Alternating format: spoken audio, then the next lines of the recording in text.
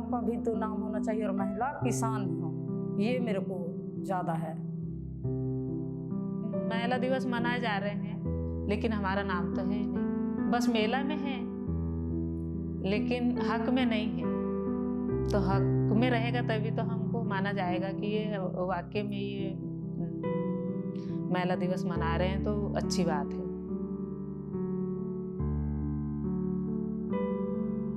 और सब लोग से यही चाहूँगी कि हम एक अपना महिला किसान की एक पहचान बनाएं और अपना एक महिला का नाम आगे लाएं।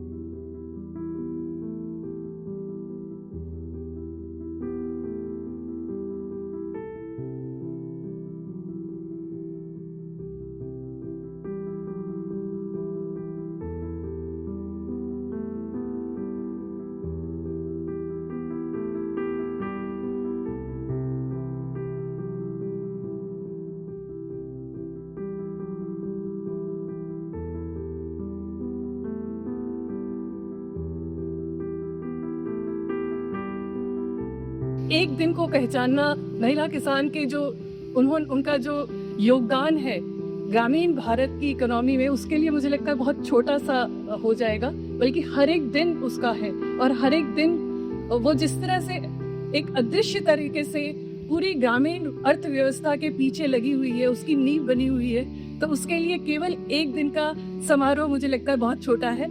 लेकिन फिर भी ये आज का दिन बहुत महत्वपूर्ण है।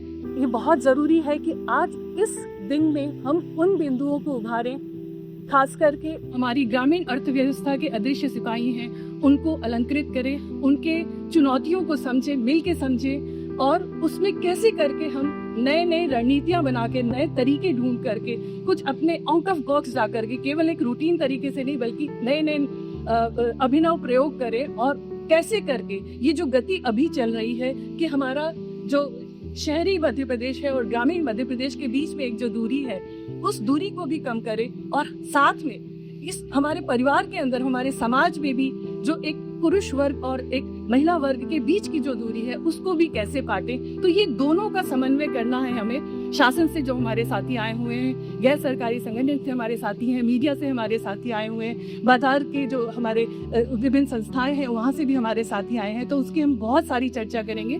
लेकिन मुझे लगता है मैं 3 बिंदुओं पे सभी का ध्यान आकर्षित करना चाहूंगी। हमें कई बार लगता है कि कोई संगठन, कोई समाज में वो जो महत्वपूर्ण दिख रहे हैं, जो सामने दिख रहे हैं, वो ही महत्वपूर्ण नहीं होते। कई बार उसके पीछे काम करने वाले या उसको संभालने वाले लोग बहुत महत्वपूर्ण काम करते हैं, जिनको आगे आने की जरूरत है। दूसरा बिंदु जो कि मुझे लगता है कि किसान के मुद्दे, हर वो मुद्दे पे बात करने की जरूरत महिला किसान दिवस पे भी है, जो कि किसानी के लिए जरूरी है, जो बागवानी के लिए जरूरी है, जो मत्स्य पालन के लिए जरूरी है, जो पशुपालन के लिए जरूरी है, जो वन उपज से संबंधित है वो जरूरी है, सिंचाई से जरूरी है, प्राकृतिक संसाधनों को बचाने के लिए जरूरी है, प्राकृतिक खेती से जुड़ी हुई बात है, वो सारे मुद्दे महिला किसान के लिए। तो ये दूसरी बात मुझे लगता है ये बहुत जरूरी थी, क्योंकि ये महिला किसान की बातें हैं तो कुछ एक्स्ट्रा और मुद्दे होंगे। वो मुद्दे तो होंगे ही जो पुरुष किसान के होते हैं, लेकिन साथ में एक्स्ट्रा मुद्दे होंगे, ज्यादा मुद्दे होंगे, क्योंकि महिला किसान की चुनौतियां पुरुष किसान की चुनौतियों से कहीं ना कहीं ज्यादा है। और तीसरी बात, जो आज हम जिस प्रकार की खेती कर रहे हैं और हमारी खेती की नीतियां बन रही हैं या खेती के नियोजन हो रहे हैं, उसमें बहुत जरूरी है कि हम ये इन नीतियों को लघु और सीमांत किसानों के नजरों से देखें। किसान वर्ग एक बहुत बड़ा वर्ग समुदाय है, उस समुदाय की भी समस्याएं अलग है। हमारी भौगोलिक परिस्थितियां, कृषि भौगोलिक परिस्थितियां अलग अलग हैं। अगर हम नक्शे पे देखें, अलग अलग उपज लगाते हैं, तो हमें हमारी जो रणनीतियां हैं वो भी अलग अलग बनानी होंगी।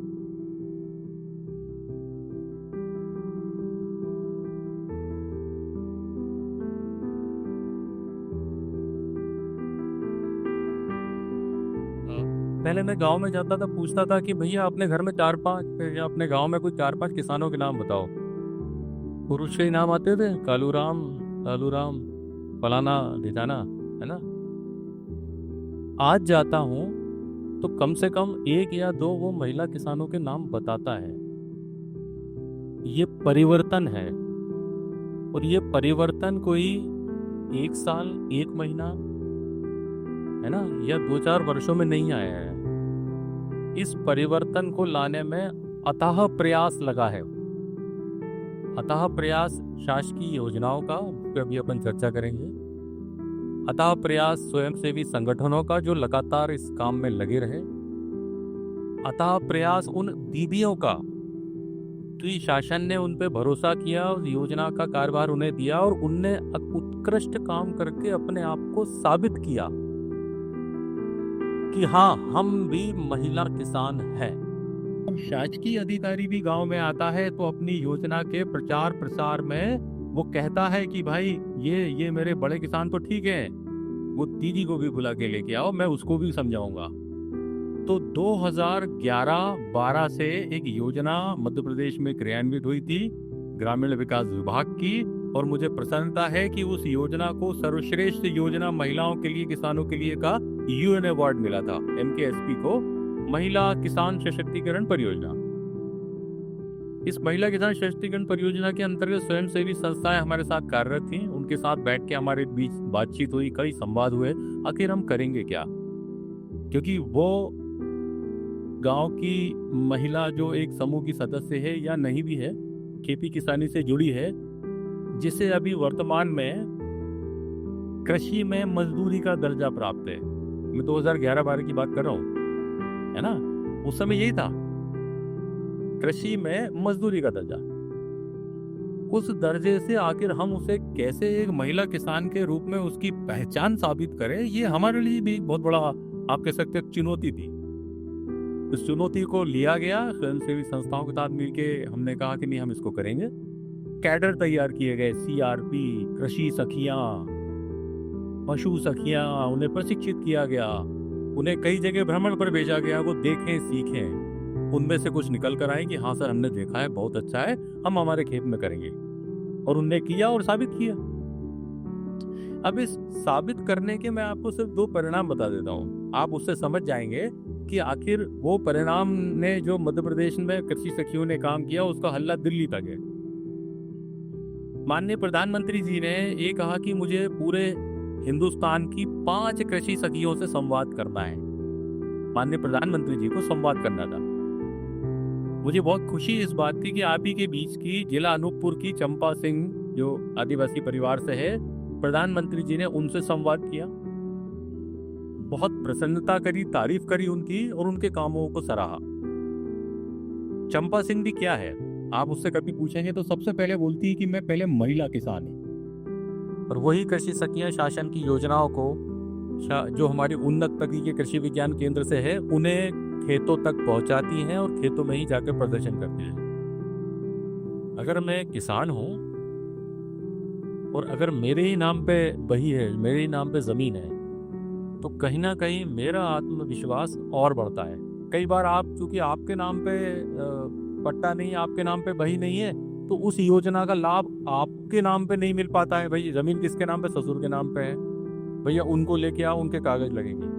तो मुझे लग रहा है कि आने वाले समय में जो हम एक मुहिम चलाएंगे, जो हमने जिलों में कुछ लोक अधिकार केंद्र स्थापित किए हुए हैं, इन लोक अधिकार केंद्रों में हम चाहेंगे कि जो हमारे भू अधिकार है ना, हिंदू सक्सेशन एक्ट जो अमेंडमेंट 2013 में हुआ था, उसके अंतर्गत जो महिला को, आपको पता है ना कि पति का भी आपको मिलना है जमीन का हिस्सा, और आपके पिताजी का भी जो हिस्सा है वो भी आपको मिलना है। तो आने वाले समय में महिला किसान को प्रशिक्षित करना जो हम कर रहे हैं, उन्हें शासकीय योजनाओं का लाभ दिलाना वो भी हम कर रहे हैं, उनकी आजीविका सुदृढ़ करना वो भी हम कर रहे हैं, लेकिन उन्हें उनके भू अधिकार भी दिलाना, मुझे लग रहा है कि आने वाले समय में ये एक हमारी बड़ी मुहिम रहेगी, ताकि आप हक से कह सकें कि मेरे नाम पे जमीन है ना, मैं योजना का लाभ लेती हूँ, मैं महिला किसान हूँ।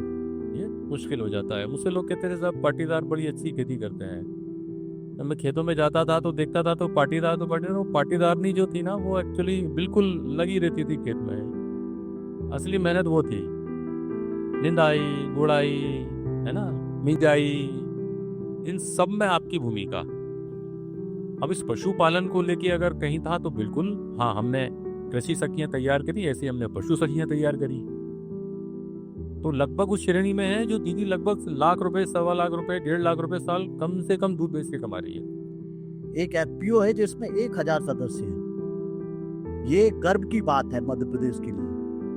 मैं आप लोगों से कहूंगा कि आप उस एफपीओ का तालियों से स्वागत करें जिसके पास 1000 सदस्य हैं। उनकी प्रधानमंत्री ग्राम योजना, प्रधानमंत्री का जो एफपीओ का जो सपना था, उन्होंने 300 सदस्य, महिला कृषक 300 सदस्य बनाने पर उन्होंने योजना में 15 लाख रुपए की सब्सिडी ड्रॉप करने का प्रावधान दिया। अब मैं चाहूँगी सचिन जी से थोड़ा सुनना चाहेंगे हम, क्योंकि आपका ज़मीनी स्तर पर बहुत लंबा अनुभव रहा है। क्या हकीकत है ज़मीन पर इसको समझना और लोगों के सामने लाना, इसका काफ़ी लंबा अनुभव आपका रहा है। तो अपने अनुभव से थोड़ा आप इस पर बताइए कि किस तरीके का आपका ये है, और थोड़ा वे फॉरवर्ड के रूप में भी कि किस तरीके की नीतियाँ हो, योजनाएं हो जो न सिर्फ महिलाओं को एक दर्जा दे, बल्कि जब नई नीतियाँ बनती है, नई योजनाएं बनती है, तो नई संभावनाएं भी जागती हैं, और नई संभावनाओं से समाज की सोच में भी परिवर्तन आता है। तो उस तरीके की नीतियाँ क्या हो, उस तरीके की योजनाएं क्या हो जो समाज के सोच में भी बदलाव लाए, दोनों चीजें। सबसे पहली बात जो मुझे लगता है, जो बहुत बुनियादी भी है और जो शायद सारी जगहों पर महत्वपूर्ण मानी भी जाती है, लेकिन उसमें हमेशा एक चुनौती रहती है कि इसको लागू कैसे किया जाए। वो है सबसे पहली ज़रूरत, खासतौर पे महिला किसान और जिस मुद्दे पर हम बात कर रहे हैं वहाँ पर पहचान, वो सबसे बड़ी बात है और जो पिछली चर्चाओं में भी निकल करके आई। और हम ये जानते हैं कि यहाँ पर जब हम योजनाओं के संदर्भ में और इस पूरे विषय के ऊपर कुछ पहल की बात करते हैं, तो ये चीज़ हमको ध्यान में रखना पड़ेगा कि यहाँ पर हम कुछ नया रचने की कोशिश नहीं कर रहे हैं। और वास्तव में हम पहले से जानते हैं कि खेती के काम में, वो चाहे वो वनोपज का काम हो, चाहे वो पशुपालन का काम हो, चाहे वो न्यूट्री गार्डन का या सब्जियों का काम हो, या वो खेती का, अनाज का, दलहन का, तिलहन का काम हो, मिलेट्स का काम हो, इन सारी चीज़ों में जो पहले से ही 2/3 से ज़्यादा भूमिका, अगर उस पूरे काम में 100 बूंदें पसीने की गिरती हैं तो उसमें से 70 बूंदें जो होती है वो महिलाओं की होती है। तो उस नज़रिए से हम यहाँ पर ये नहीं कह रहे हैं कि उस सहभागिता को, उस भूमिका को बढ़ाना है। वो भूमिका सदियों से, इतिहासों से पहले से रही है। आज की जो सबसे बड़ी ज़रूरत लगती है, वो ज़रूरत लगती है कि उसको किस तरीके से पहचाना जाए, उसको एक स्वीकार्यता मिले, वो सबसे बड़ी ज़रूरत है। और आप ये देखेंगे कि शायद मुझे बताने की जरूरत नहीं है, लेकिन फिर भी मैं उसको हमेशा अपनी समझ के लिए बार बार दोहराता हूं कि खाना उगाना, खाना पकाना और खाना खिलाना, ये जो तीनों काम है, वो जीवन में इनका क्या महत्व है, ये तीनों काम कौन करता है और इस काम की पहचान समाज में क्या है, क्या उसको कहीं हम आंकते या मापते हैं, ये सबसे बड़ी जरूरत हमारे लिए आज सबसे बड़ी जरूरत सामने बनती है कि हम जो भी योजनाएं बना रहे हैं, चाहे वो बीजों से संबंधित हों, चाहे वो प्राकृतिक खेती से संबंधित हों, चाहे वो आर्थिक सहायता या सब्सिडी से संबंधित हो, शायद जिस विषय पर हम बात कर रहे हैं वहां पर एक महत्वपूर्ण पहलू हमेशा जोड़ने की जरूरत है, और वो है पहचान, वो है योगदान, वो है हिस्सेदारी। इस बात को शायद सबसे ज्यादा महत्व के साथ सभी जगहों को हमको उसमें कहीं ना कहीं शामिल करने की जरूरत है। हम सूचनाओं को कितना ज्यादा से ज्यादा विस्तार देने की एक कोशिश कर सकते हैं, वो हमको समझने की एक बहुत ज्यादा जरूरत लगती है। जब हम खेती की बात करते हैं तो हमारी जो उपज है, जो वन उपज है, क्या उसका जो न्यूनतम समर्थन मूल्य है, जो मंडी में बेचने की व्यवस्था है, अगर वहां पर महिला किसान जाकर के अगर उस उपज को बेचे और यदि उसके उपज में उसकी पहचान साफ तौर पर दिखाई देती है, अगर वो कागज में उसके नाम अगर दर्ज है, तो क्या उस कीमत में अतिरिक्त कीमत प्रोत्साहन के नजरिए से, हक के नजरिए से और नहीं जोड़ी जा सकती है? शायद इस पहलू पे भी हम सोच सकते हैं और विचार कर सकते हैं, क्या वास्तव में महिलाओं को उसके फायदे और उसके लाभ जो है वो पहुंच पा रहे हैं? इसके लिए बहुत राज्य स्तर पर शायद हम बहुत जब जानकारियां और आंकड़े आते हैं तो उसके बारे में इस पर समझ नहीं बना पाते। तो क्या पंचायत के स्तर पर कृषि रिपोर्ट कार्ड जैसी कोशिशें हो सकती हैं? वो एक महत्वपूर्ण बात शायद इस नजरिए से जरूरी है। इन योजनाओं में सामुदायिक निगरानी और सामाजिक संपरीक्षा या सोशल ऑडिट की जो प्रोसेसेस हैं, उनको किस तरीके से उसमें शामिल किया जाए, और जिसका एक महत्वपूर्ण सूचक ये हो कि वास्तव में अगर इन कृषि की जो योजनाएं हैं उसमें जो लाभ महिलाओं तक पहुंचना चाहिए था, वो वास्तव में उन तक पहुंचा या नहीं पहुंचा। कई बार हम ये मान के चलते हैं कि सामुदायिक निगरानी में या सोशल ऑडिट जो है वो केवल करप्शन के नजरिए से ही उसको देखा जाता है, और एक तरीके की हम दीवार बना लेते हैं कि नहीं नहीं सोशल ऑडिट नहीं होना चाहिए, और हम बहुत डिफेंसिव होने लगते हैं। लेकिन सामाजिक सोच और सामाजिक व्यवहार में बदलाव की निगरानी के लिए भी बहुत जरूरी है कि उन योजनाओं की जो परीक्षा है, उनकी पड़ताल है, उसकी जांच परख है, वो भी समुदाय के स्तर पर और गांव और पंचायतों के स्तर पर हो। ये एक बहुत महत्वपूर्ण हिस्सा बन जाता है। अंत में मैं आमंत्रित करना चाहूँगी मंच पे श्रीमती सुमन प्रसाद मैम को। श्रीमती सुमन प्रसाद मैम ये कृषि विभाग में डेप्यूटी डायरेक्टर के रूप में कार्यरत है एवं आत्मा में प्रोजेक्ट डायरेक्टर के रूप में भी कार्यरत है। आत्मा जो इंस्टीट्यूशन है वो आधुनिक खेती में किस तरीके से आधुनिक खेती के जरिए उत्पादन बढ़ाया जा सके, इस पे कई सारा आधुनिक यंत्रों पे प्रशिक्षण देना, और इसके अलावा भी कृषि आधारित कई चीज़ों में प्रशिक्षण देने के लिए आत्मा जो इंस्टीट्यूट है वो काम करते हैं। और मैम ने उसमें आत्मा का जो प्रोग्राम है उसका प्रमुख संचालन उन्होंने किया है। तो बहुत बहुत स्वागत है मैम आपका। थोड़ा आपसे जानना चाहेंगे कि कृषि विभाग में या आत्मा में कौन सी योजना, कौन सा ऐसा कार्य है जो आपको महिला किसानों के सशक्तिकरण के लिए सबसे प्रभावी लगता है, और एवं आपके अनुभव से इसका क्या ज़मीनी स्तर पर स्थिति है, उस पर थोड़ा आप बताएं। ओनरशिप, जैसे अभी हमारी बहन ने बोला था कि किसान को किसान मान लिया जाता है जो पुरुष किसान होता है, जो महिला किसान है उसे ये साबित करना होता है कि वो महिला किसान हो।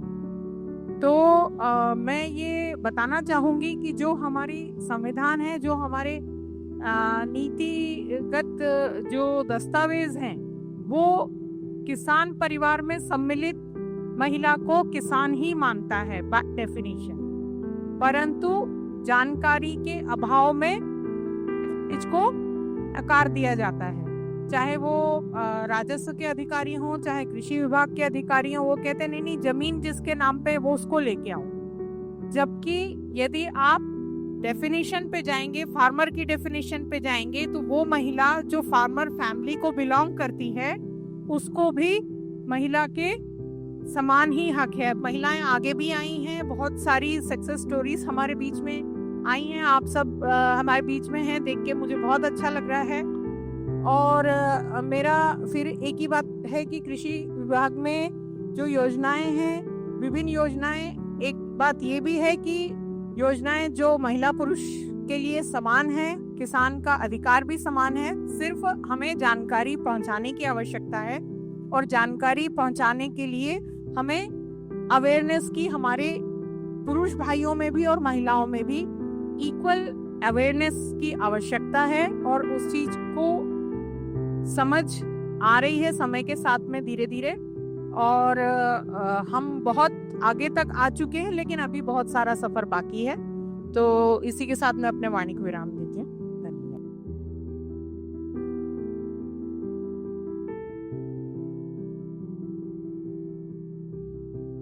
सर्वे किया गया था इस कार्यक्रम के को चलाने के पहले, और उसका एक बुकलेट आपके साथ भी शेयर्ड है। तो ये सर्वे करीब 43 जिलों में किया गया था और करीब 2400 महिलाओं ने इसमें भागीदारी अपनाई थी। और इस सर्वे में लगभग सभी वर्गों को शामिल किया गया था, और करीब 85% महिलाएं जो है ऐसा पाया गया कि वो स्वयं सहायता समूह में जुड़ी हुई, जिन्होंने इसमें भाग लिया हुआ था। बाकी अन्य महिलाएं थी। इसमें जो भागीदारी अपनाई थी, जो सर्वे में करीब 77% लघु एवं सीमांत किसान थे, स्मॉल फार्मर, मार्जिनल फार्मर। और तो इसमें काफी मुद्दे निकले हैं, जिन मुद्दों को लेकर के आपसे मैं समझूंगा जिस समय में हम लोग ये बात शुरुआत करेंगे। उससे पहले थोड़ा सा हम दीदियों का अनुभव समझ लेते हैं, उनका कैसा रहा और उनका क्या मुश्किलें रही। तो हमारे साथ में है सुमित्रा दीदी, जो सिंगरौली से हैं, और जैसा दीदी ने उनका परिचय कराया कि ये एक उभरती हुई व्यवसायी है, जिन्होंने बीआरसी सेटअप किया है कि जैविक जो खाद होता है या उसके कीटनाशक होते हैं उसकी तैयारी कर रहे हैं। तो उसके बारे में थोड़ा सा अनुभव बताएंगे कि कैसे इन्होंने शुरू किया और क्या परेशानियां आई, और इसमें आप सबों की जो सवाल है उसमें आपकी भूमिकाएं क्या हो सकती है दीदी? मैं समूह से मिलके, समूह में जुड़ के बहुत शुरुआती से मैं खेती बाड़ी से शुरू की थी। फिर इस साल सन 2022 से मैं शुरुआत की हूँ ये बीआरसी सेंटर की। बीआरसी में जैसे जैविक खेती तो करते हैं ज़्यादा अक्सर जैसे किसान लोग ने करते हैं, लेकिन खाली वही बाजार वाला पूरा यूज करते हैं खेत में। मैं उस सब्जी करके और फिर मैं बीआरसी सेंटर खोली हूँ तो देखते हुए अपना मैं खेत में खुद की करके देखी हूँ, तब जाके मैं देख के और बदलाव आया है। तब मैं बीआरसी सेंटर मुझको जानकारी मिला है, वो भी मैं करना शुरू कर दी। तो सुखिया दीदी हमारे साथ में है जो बैतूल जिले में से आई हैं और हमारे साथ हैं। वो न केवल अच्छी किसान है बल्कि दूसरे किसानों को भी सिखाती हैं। साथ ही उन्होंने करीब 1 साल पहले एक किसान कंपनी का भी शुरुआत करी थी। तो आइए हम उनका अनुभव सुनते हैं कि अगर किसानों को कर्ज मिलने में किस प्रकार का उनका अनुभव रहा है या लेने में उन्होंने क्या कदम उठाए, उत्पादों को बाजार में बेचने के लिए उन्होंने क्या किया है और उसमें किस प्रकार के उनके अनुभव हैं। जी, कोरोना काल जब लगा था उस समय पे मैं 43 गांव में किसानों को खाद बीज उपलब्ध करवाई थी। समथिंग 1300 किसान थे उस समय पे। मुझे लगा कि और बाकी किसान दीदियों से भी मैंने राय मांगी और सभी दीदियां ने मिलके सोचा और समझा क्यों ना अपने ही ब्लॉक में एक छोटा स्तर पे एक एफपीसी बनाया जाए। इस तरीका से मतलब निर्णय लिए और 2021 में हमारा एफपीसी का पंजीयन हुआ और धीरे धीरे मतलब शुरुआत किया। और आज के समय पे हमारे 212 शेयर होल्डर है और इसी मतलब पिछले साल में 65 टन मक्का खरीदारी किया था और उसमें हुआ 65 टन मक्का खरीदारी किया था, उसमें 7.5 लाख का बेचा था। लेकिन उस बीच में कुछ दिक्कतें का मतलब सामना करना पड़ा। दीपावली वाला समय था और उस समय पे हमारा एफपीसी में पूंजी ना होने के कारण से किसानों का मतलब पेमेंट वगैरह रोक लिया था। फिर भी मैंने कोशिश की, हमारे खुद के समूह से कुछ पूंजी कर्ज के रूप से हमने उधारी लिया था और दीदियों का दीपावली ना रुकेगा करके हमने थोड़ा मतलब पेमेंट किया था। और पता ये नहीं था कि हमारा गाड़ी रिजेक्ट होगा या फिर कुछ दिक्कतें होगा। लेकिन जब गाड़ी भरने लगा था उसी समय पे जितने भी दीदियां ने हमें मौका दिए हैं उतने ही दीदियों को किचन सेट हम धनतेरस में गिफ्ट करेंगे, इस तरीका से प्लान कर लिया था। लेकिन बाद में पता चला कि हमारा गाड़ी रिजेक्ट हो गया और उसके बाद में बारिश काफ़ी होने लगा था और हमें उतना जानकारी नहीं था। जैसे मार्केटिंग में कहाँ बेचना है, मंडी में कहाँ ले जाना है, हमें उतना पता नहीं था। तो काफ़ी मतलब चुनौतियों का सामना करना पड़ा। अभी हमारे मतलब एफपीसी में पूंजी की बहुत दिक्कतें हो रही है। माना कि पूंजी होता तो हम समय पे बीज खरीद लेते और उससे पहले हम डिमांड कर लेते और पूंजी ना होने के कारण से हम समय पे उत्पादन खरीद नहीं पाते, वो भी एक दिक्कत ही है। माना कि पुरुषों के नाम पे क्रेडिट कार्ड बनता है और वो लोन अप्लाई कर लेते हैं और उनका जो मतलब क्रेडिट कार्ड से जो पूंजी आता भी है तो जितना पूंजी आता है उतना पुरुषों के हाथ में होता है, जितना मिलता है उतना ही मिलता महिला किसान को। लेकिन महिला किसान तो पूरा परिवार का देखती है, खेत का भी देखती कि नहीं देखती। और मतलब मैं ये चाहती हूँ और गांव स्तर पे भी मैंने देखी हूँ बहुत से ऐसी महिलाएं हैं कि वो अपने खुद के बल से एक अपना खुद लोन लेती तो वो अपना खुद का बिजनेस चलाती, उसकी खुद की जरूरतें पूरा करती। जैसे कि बच्चों का पढ़ाई लिखाई हो गया और उसकी खुद की जरूरतें पूरी होती। सर्वे के अनुसार 84% महिलाओं के पास अपना बैंक अकाउंट तो है, लेकिन केवल 3% महिलाओं के पास केसीसी है। तो अभी सरकार या आरबीआई दूसरे खेतों में पटाई करने वालों को भी केसीसी देने का उनके पास प्रावधान है, या जो लोग बकरी पालन करते हैं, मुर्गी पालन करते हैं, पशुपालन करते हैं, उनको भी केसीसी देने का प्रावधान है। योजनाएं तो रहती है, जानकारी नहीं पहुंच पाती है, तो कैसे उन योजनाओं के बारे में सरलीकृत तरीके से जानकारी हम कर सकें, और कुछ हम क्या यहाँ पर एक नोडल व्यक्ति को क्रिएट कर सकते हैं जिसमें लिंकेजेस में जो दिक्कतें हैं उसके बारे में हम बातों को सामने ला सकते हैं। आपने दूसरे माध्यमों का भी बात किया है, बट क्या ऐसा कोई एक हेल्प डेस्क जैसा बना सकते हैं? बिल्कुल सर। और हमारे राज्य में, बल्कि दूसरे राज्यों में भी काफी महिलाओं के संघ चल रहे हैं और एफपीओ पर चल रहे हैं। अगर उन योजनाओं को प्रोएक्टिव तरीके से उनके पास जानकारी भेजी जाए तो शायद ये जुड़ाव जिसमें आपकी भी अपेक्षाएं होंगी और इनका भी काम पूरा हो पाएगा, अगर हम कुछ इस प्रकार का काम कर पाए तो। हम लोग भी चाहेंगे कि जो गांव में सरकारी डिपार्टमेंट्स कार्य कर रहे हैं और बैंक दोनों मिलके जो जो योजनाएं चल रही हैं गांव में, नाबार्ड की सहायता ली जा सकती है,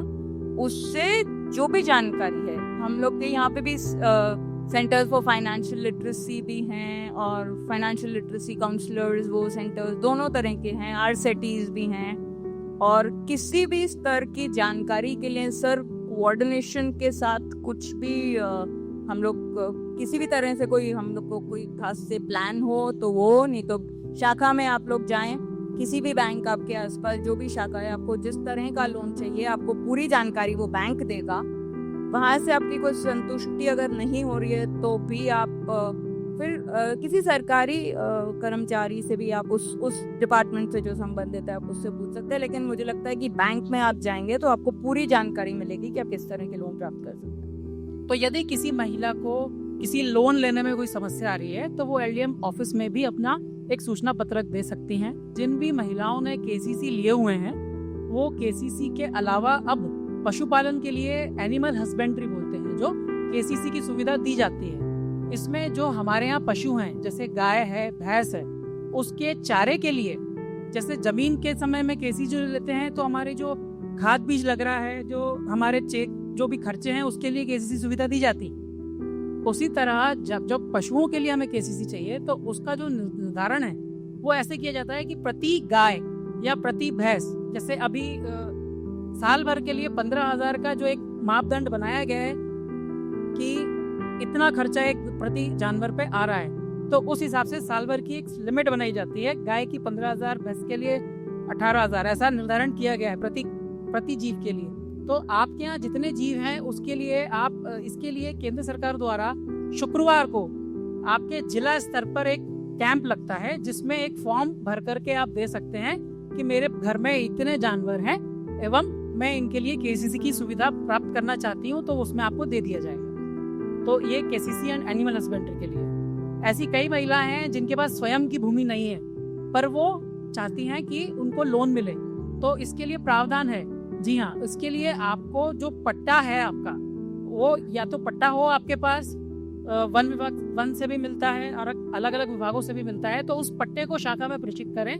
उसमें आपको केसीसी की सुविधा मिलेगी। 1,60,000 तक की सीमा उसमें निर्धारित है, जिसमें आपको केसीसी खाद बीज के लिए आपको वहाँ पे देना पड़ेगा। पट्टा आपका किसी दूसरे व्यक्ति की जमीन पे भी अगर आप कार्य कर रहे हैं तो वो पट्टा शाखा में प्रेषित करें, अपने नाम से एक पट्टा पत्र बनवा लें और शाखा में वो प्रेषित करें, तो आपको 1,60,000 तक की केसीसी की सुविधा उसमें प्राप्त होगी।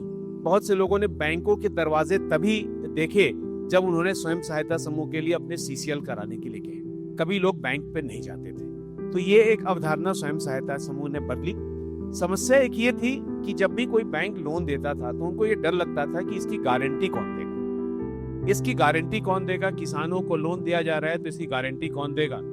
तो इसके लिए नाबार्ड ने एक अलग से कंपनी, भारत सरकार ने पैसा दिया नाबार्ड को, और नाबार्ड ने एक अलग से डिपार्टमेंट जिसको कहते हैं नैब संरक्षण, उसका गठन किया है कि जो भी हमारे किसान उत्पादक संघ होंगे, जो भी बैंक किसान उत्पादक संघों को ऋण देगा, उसमें उनको कोई जमीन गिरवी नहीं रखनी पड़ेगी। उसकी गारंटी, वो रजिस्ट्रेशन होगा नैब संरक्षण में और नैब संरक्षण उनको लोन। जब हम गाँव में जाते हैं देखते हैं पैक्स के रजिस्टर केवल पुरुषों के नाम से पैक्स की सदस्यता है। आप सबसे पहला जो चरण है आपका बैंकिंग का वो है पैक्स, जिसको सोसाइटी कहते हैं। आप अपने पास अपने गांव में जो सोसाइटी है, हर 2, 3, 4 गांव पर सोसाइटी है, उस सोसाइटी के सदस्य बनिए और सदस्य बनने के बाद आपके पास जमीन है तो आपको भी हक है कि उस सोसाइटी की सारी सुविधाएं आपको मिलेंगी जैसे पुरुष को मिलती है। उसके बाद आप जो भी सोसाइटी जिस बैंक से जुड़ी है वहां से भी आप ऋण प्राप्त कर सकती है। उसके बाद कमर्शियल बैंक है, ग्रामीण बैंक है, तो आपके पास अवसर है, जानकारी होना चाहिए। 2 लोग भूमिहीन है लेकिन खेती कर रहे, किसी के जमीन पट्टे पे ले करके, बटाई पे ले करके, अगर आप उसके कागजात भी बनाएंगे तो आप वहां पर भी सोसाइटी के सदस्य हो पाएंगे और वहां पर भी कर्ज ले पाएंगे और अपने उत्पाद को वहां पर भी बेच पाएंगे।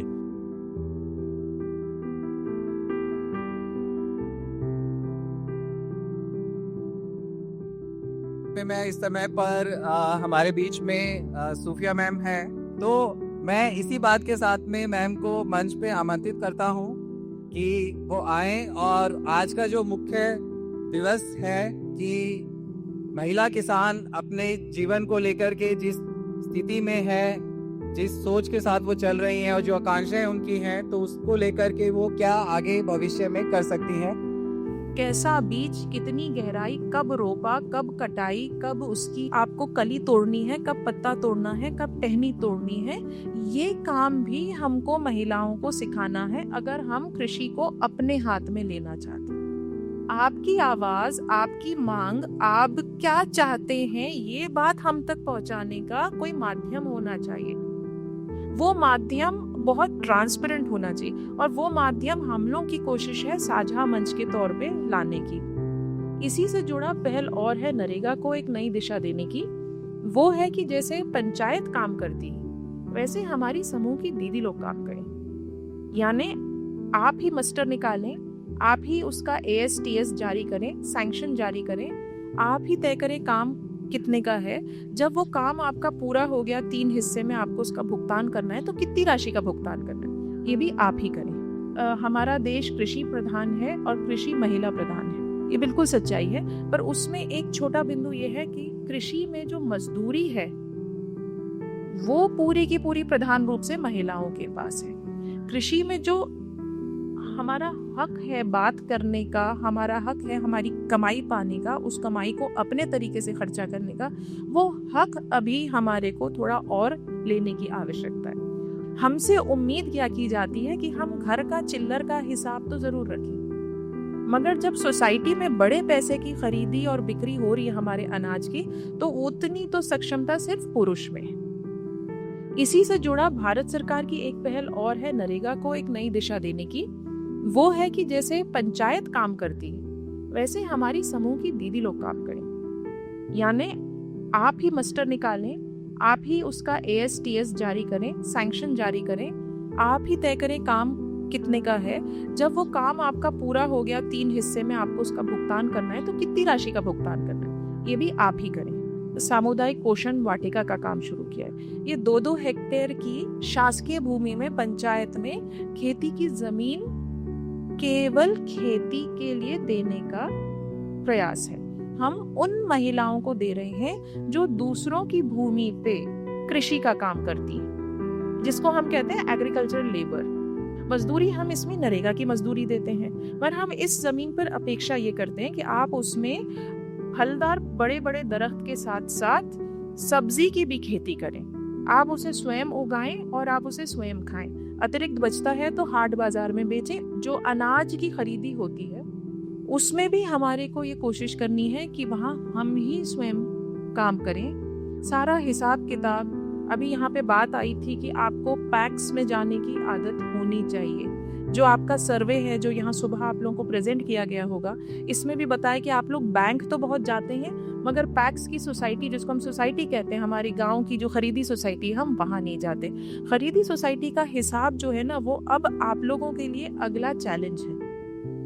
हमारी महिला मेड्स जब सक्षम हो जाएंगी, जब वो कंस्ट्रक्शन साइट पे खड़े होकर सुपरवाइजर का काम कर लेंगी, जब वो राजमिस्त्रियों को बता देंगी कि तुम्हारा काम सही नहीं है, तुमने दीवार सीधी नहीं लगाई, तुमने इसको सुतली से नहीं नापा, तुमने चूना सही नहीं डाला, तब वो सोसाइटी पे खड़े होकर अपना अनाज भी खुद खरीद बेच लेंगी। आप गणित चाहे सड़क की सीध और सीमेंट गारे की गिनती में लगाइए, गणित चाहे आप अनाज की गिनती में लगाइए, आप ये सीख लेंगे। परंतु हमें ही सीखना होगा, कोई आके सिखाएगा नहीं।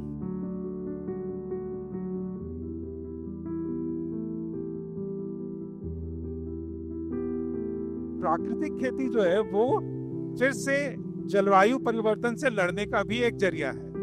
आप उसमें भी विविध तरह के जब पौधों को लगाते हैं खेत में, एक चीज पे नहीं रहते हैं और अलग अलग समय में लगाते हैं और अलग अलग समय में उसकी कटाई करते हैं, तो वो बहुत ज्यादा आपको, और ये तो प्राकृतिक खेती का एक बहुत महत्वपूर्ण पार्ट है ये, कि आप इस चीज को करें कि एक ही समय पे सिर्फ धान पे अगर आधारित हैं, सिर्फ गेहूं पे आधारित हैं, सिर्फ इसलिए क्योंकि वो हमें सरकार खरीद लेगी, तो वो आने वाले समय में ये धीरे धीरे ऐसे भी कम होने वाला है। और अगर आप ऐसी चीजें जो बाजार में आप खुद बेच सकते हैं और अलग अलग समय में लगा सकते हैं, तो थोड़ा सा ज्यादा आसान।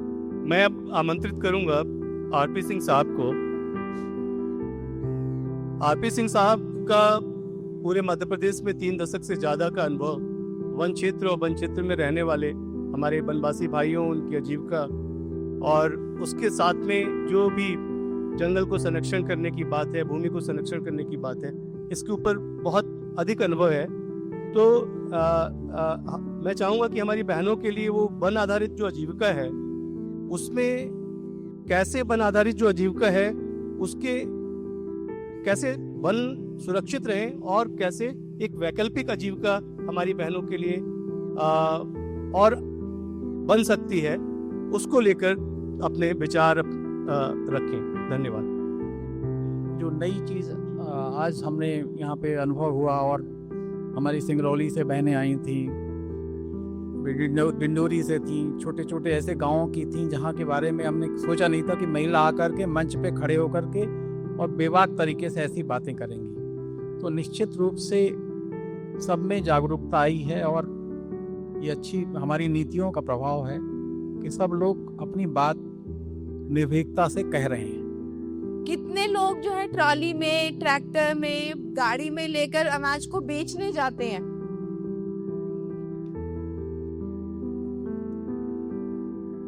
दो लोग जाते हैं, चलिए बहुत अच्छा है कि 2 लोग जाते हैं। कितने लोग जब बेचकर पैसा उनके खाते में आता है,